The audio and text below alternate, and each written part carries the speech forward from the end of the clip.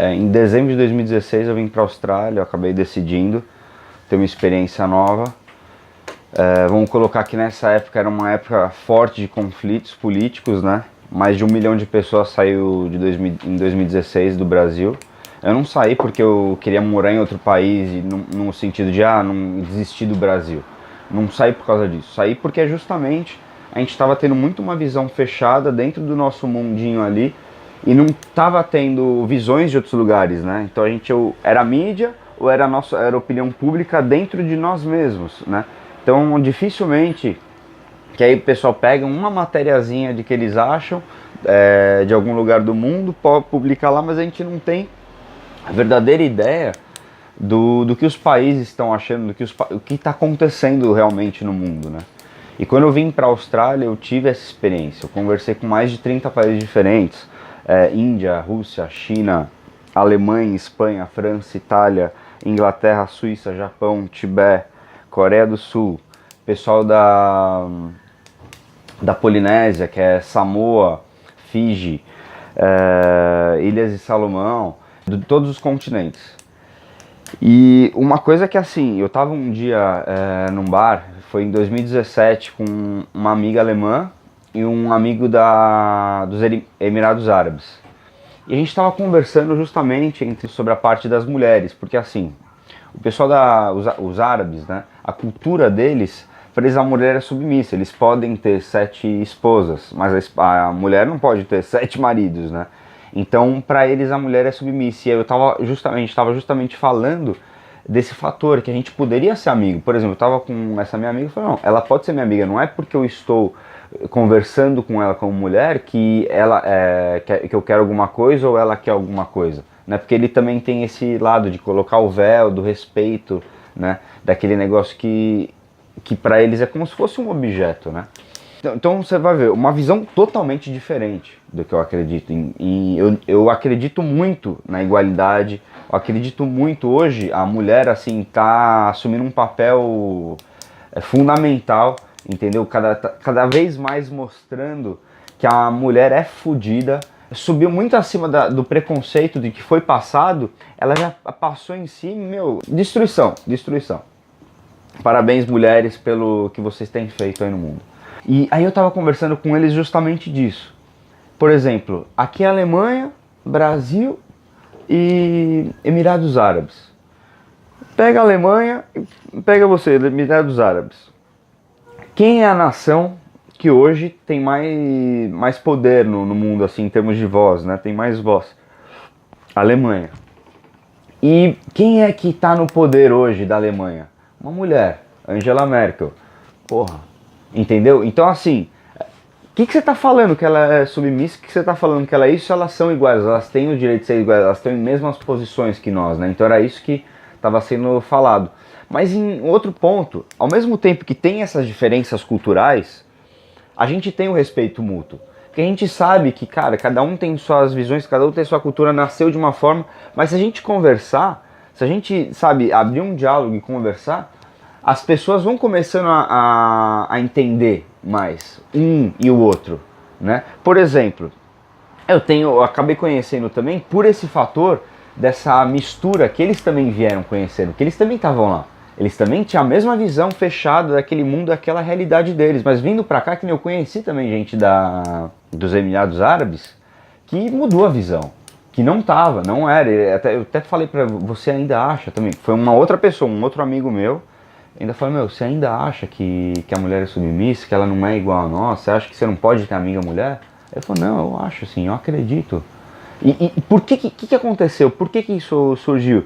Porque justamente ele veio pra cá. Ele conheceu o novo mundo e ele vai passar isso para as outras pessoas lá também, com certeza. E ele vai respeitar talvez mais a mulher, né, do que poderia ser antes. E a gente tinha outros pontos que a gente vê que todo mundo é igual, cara. É só a cultura diferente. Todo mundo é igual, a gente é tudo irmão, sabe? A gente ri das mesmas piadas, eu tava até pensando esses dias assim, eu falei, eu tenho um amigo meu que é parecido com esse cara, tem um outro amigo. Tem pessoas que se você for juntar, você vai ver que a gente tem, por mais que a gente tenha nossas diferenças culturais, a gente tem muitas similaridades. E é a mesma coisa aí no Brasil. Infelizmente, a gente é muito competitivo, né? A gente gosta de jogar bola, a gente, pô, é Corinthians e Palmeiras, é Fla-Flu e etc e tal. E virou isso. E virou total uma competição. Virou um quem tá ganhando, quem tá... E aí fica esse negócio do coxinha mortadela e tem que eliminar isso, meus irmãos. Vamos eliminar. Eu tô vendo aqui que o mundo é muito maior, o mundo tá rodando. A Austrália aqui tá 28 anos sem recessão. E sabe como é que eles funcionam?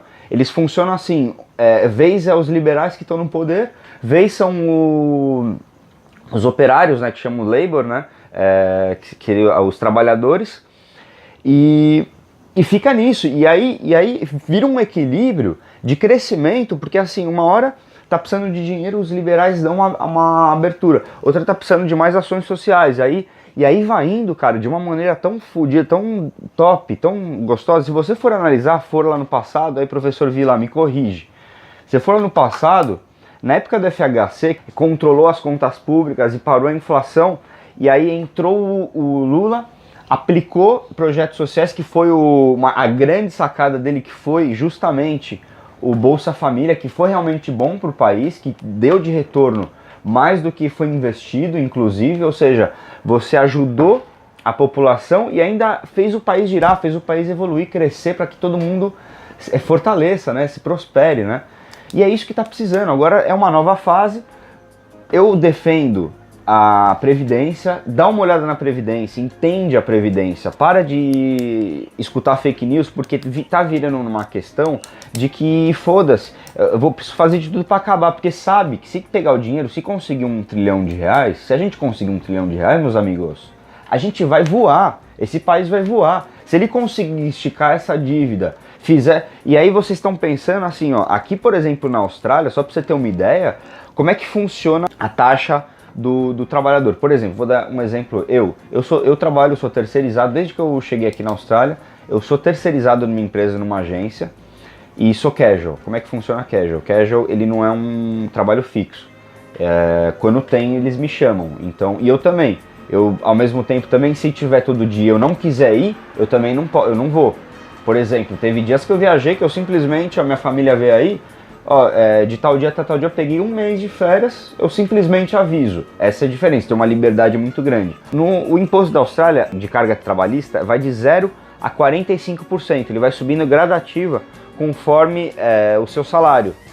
Isso torna o salário igualitário, porque assim, o menor salário com o maior salário é uma diferença, acho que de 2,5, 3,5 vezes, né, entre os salários. Então a gente está falando de uma base aí de 3,5, mais ou menos, até uns 10, 12 mil dólares, né, por mês. Então é dentro dessa disparidade que é o menor salário e o maior salário. Então eles estão bem. E tá na Previdência, Vocês não estão entendendo. Vê lá, entra na Previdência e veja, por favor. Tá lá, vai redução de 7,5% pro salário mínimo. E aí vai subindo gradativo, conforme vai aumentando o salário. O que foi comprovado? Foi comprovado que as pessoas com baixa renda, elas normalmente elas trabalham, elas vão se aposentar no final praticamente do ano. Esse pessoal aí, ele não vai perder.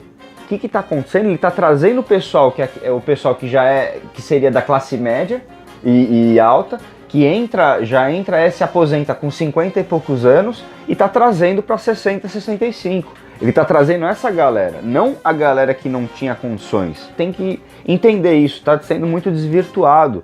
Tudo bem, vocês não estão... O pessoal que é da esquerda, que não está aceitando a igualdade de idades no countryside, né, no rural, tudo bem, se conversar, beleza, e outros fatores, mas tem fatores fundamentais ali que tem que entender que é, na realidade, muito melhor e é voltado dentro da linha social. Se você for ver, é voltado da linha de igualdade, tá na linha igualitária, tá na linha brigando pelo igualitarismo.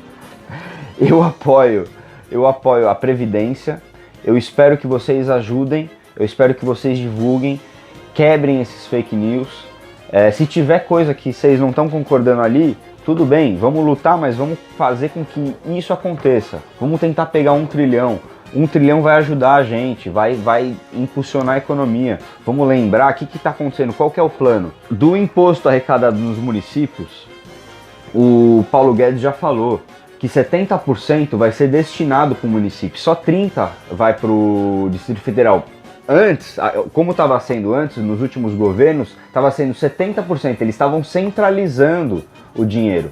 E o que o Paulo Guedes quer fazer justamente o que os dois lados acreditam, tanto o liberal quanto os marxistas. Você não pode ter concentração de poder, você tem que tirar fora a concentração de poder. Da mesma forma que você fala das elites, não pode ter a concentração de poder nas elites, não pode ter concentração de poder no governo. A gente não pode dar tanto poder assim para alguém.